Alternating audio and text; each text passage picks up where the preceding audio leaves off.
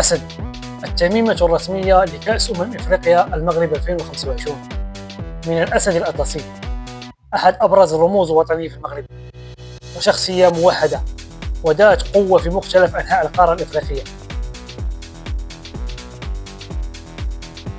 يجسد أسد بصفته سفير للبطولة الفرح والشغف والطاقة التي تتميز بها أعرق منافسة كروي في القارة.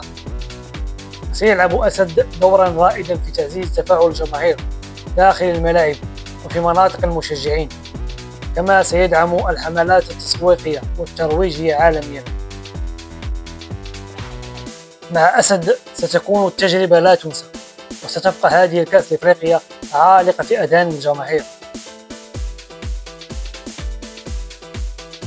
القرى الرسمية لكأس أفريقيا المغرب 2025 إيتري، وهي كلمة أمازيغية تعني نجم، بإشارة رمزية للنجمة التي تتوسط العالم المغربي.